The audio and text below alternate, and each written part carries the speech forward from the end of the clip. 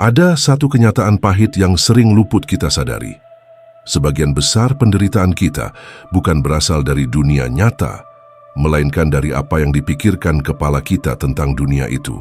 Bukan luka yang menyakiti, tapi tafsir atas luka itu yang membuatnya terasa lebih parah. Bukan masa depan yang membuat kita takut, tapi bayangan kita tentang kemungkinan buruk yang bisa terjadi di masa depan.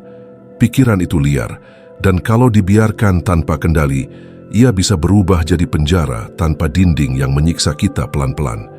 Masalahnya, manusia adalah makhluk yang hidup bukan hanya dari fakta, tapi juga dari narasi. Dan narasi itu seringkali lebih menyeramkan daripada kenyataan sebenarnya. Kita membayangkan penolakan bahkan sebelum mencoba. Kita mengantisipasi kegagalan bahkan sebelum memulai. Kita terlalu sibuk hidup di kepala sendiri, sampai lupa bahwa dunia nyata kadang tak seburuk itu. Disinilah letak penderitaan yang sebenarnya. Bukan di luar sana, tapi di dalam pikiran kita sendiri. 1. Pikiran sering mengarang realitas yang tidak pernah ada. Pikiran kita seperti penulis fiksi horor yang sangat produktif. Ia bisa mengambil satu fakta kecil, lalu memelintirnya menjadi skenario bencana. Misalnya, seseorang tidak membalas pesan kita selama beberapa jam. Alih-alih berpikir realistis bahwa mungkin dia sedang sibuk atau tertidur, pikiran kita langsung menulis naskah penuh drama. Mungkin dia marah, atau dia sudah tidak peduli lagi, atau dia sengaja mengabaikan kita, atau dia sudah menemukan orang lain. Padahal kenyataannya bisa jauh lebih sederhana. Kita membiarkan pikiran merajalela karena kita percaya semua yang kita pikirkan itu valid. Padahal tidak semua yang muncul di kepala kita layak dipercaya. Pikiran bukan fakta. Pikiran hanya interpretasi. Dan interpretasi kita bisa bias, bisa salah, bisa dibentuk oleh trauma masa lalu, ekspektasi sosial, bahkan kelelahan semata. Ketika kita terlalu percaya pada isi kepala kita, kita mulai mengalami realitas yang tidak benar-benar ada. Kita merasa ditolak padahal belum mendekat. Kita merasa gagal padahal belum mencoba. Kita menciptakan neraka di dalam kepala, lalu hidup di dalamnya. Inilah penderitaan yang kita ciptakan sendiri, bukan karena dunia luar menyiksa, tapi karena kita terlalu banyak membayangkan skenario buruk yang belum tentu terjadi. Mengontrol pikiran bukan berarti menolak berpikir, tapi kita perlu sadar kapan pikiran mulai menipu kita. Kita perlu menyadari bahwa yang kamu pikirkan belum tentu sama dengan yang sebenarnya terjadi. Saat kamu bisa memisahkan antara keduanya, kamu mulai membebaskan diri dari penderitaan yang tak perlu. 2. Imajinasi negatif adalah sumber penderitaan psikologis. Imajinasi itu netral. Ia bisa jadi sumber kreativitas dan harapan, tapi juga bisa berubah jadi mesin penyiksaan yang kejam kalau diarahkan ke hal-hal yang salah. Sayangnya, otak kita punya kecenderungan alami untuk membayangkan hal-hal buruk. Ini disebut negativity bias, kemampuan evolusioner yang membuat kita lebih waspada terhadap bahaya. Fenomena ini terjadi karena otak kita memang dirancang untuk survival. Karena manusia yang bisa memprediksi bahaya dan mempersiapkan diri menghadapi ancaman memiliki peluang hidup yang lebih besar. Tapi dalam kehidupan modern, bias ini justru menciptakan kecemasan kronis. Contohnya, sebelum presentasi penting, kita membayangkan skenario paling buruk.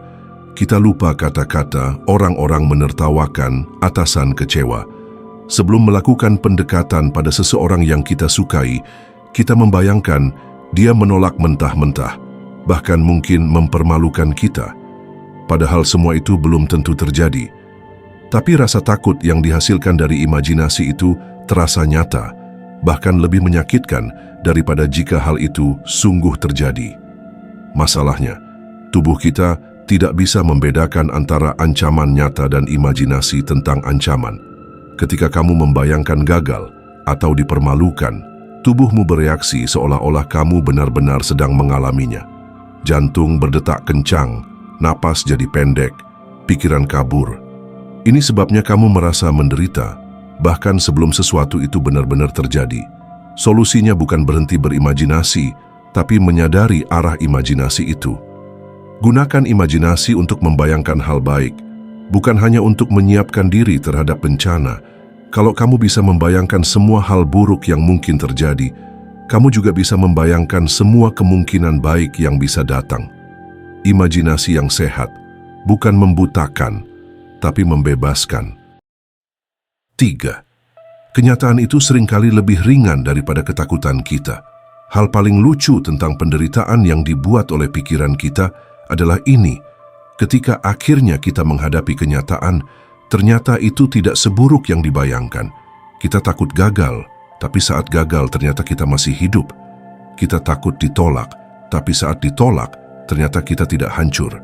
Kita takut kehilangan, tapi ternyata kehilangan itu membawa ruang untuk sesuatu yang baru.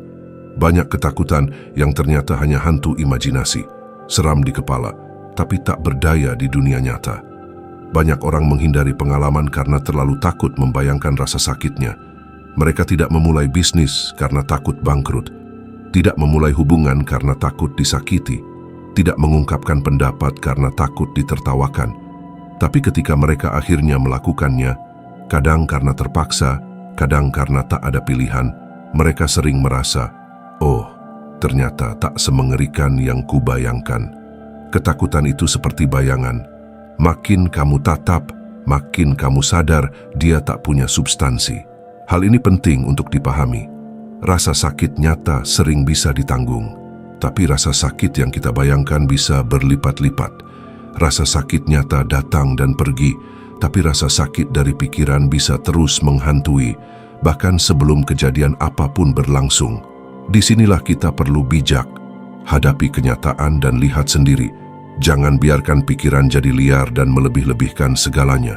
Jangan terlalu percaya pada pikiran yang belum diuji oleh pengalaman nyata.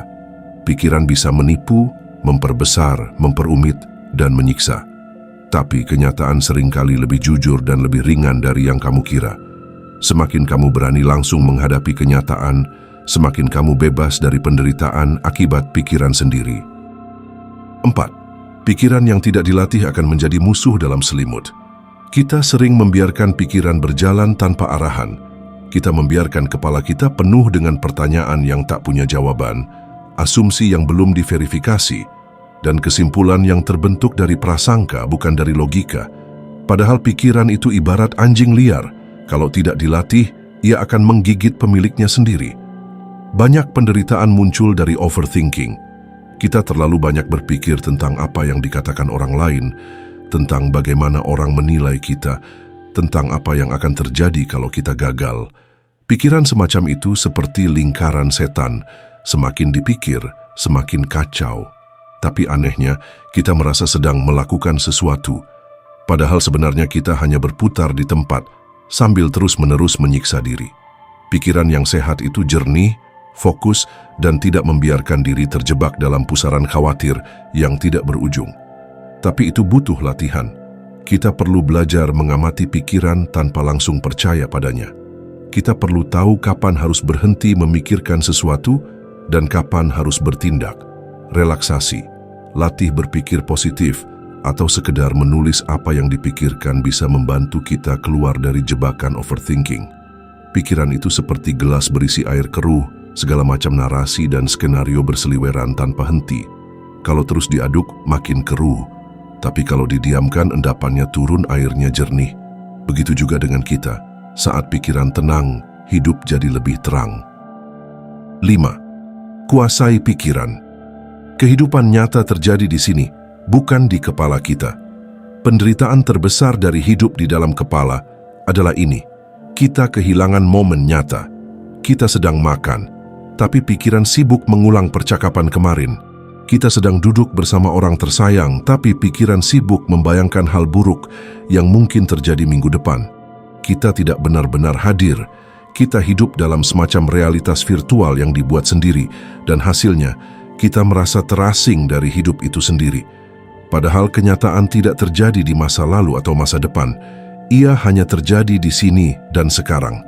Tapi kita terlalu sibuk menonton film dalam kepala sendiri, sampai lupa bahwa kehidupan adalah bioskop nyata yang sedang diputar di depan mata. Kita kehilangan kenikmatan sederhana, momen kecil, tawa lepas, atau rasa tenang, hanya karena kita lebih sibuk hidup dalam narasi yang tidak benar-benar ada. Kita perlu melatih diri untuk hadir. Salah satu cara paling efektif adalah dengan bertanya pada diri sendiri, apakah ini sedang terjadi sekarang, atau ini hanya ada dalam pikiran saya? Pertanyaan sederhana ini bisa menjadi jangkar yang mengikat kita kembali ke kenyataan ketika pikiran kita mulai melayang ke skenario-skenario yang tidak produktif. Praktik mindfulness atau kesadaran penuh juga terbukti sangat efektif dalam mengatasi penderitaan akibat pikiran. Sadari napas, dengarkan suara di sekitar, rasakan tubuh, perhatikan matahari atau hujan. Itu semua nyata. Itu semua tidak membuatmu menderita. Yang membuatmu menderita adalah cerita dalam kepalamu tentang apa yang mungkin terjadi nanti atau apa yang mungkin orang pikirkan. Berhentilah jadi korban dari imajinasi sendiri. Kamu bisa belajar membedakan mana kenyataan dan mana drama buatan kepala sendiri. Hidup terlalu singkat untuk dihabiskan dalam penderitaan akibat pikiran. Masuklah ke dunia nyata. Kamu akan kaget betapa banyak hal ternyata tidak seburuk yang kamu pikirkan.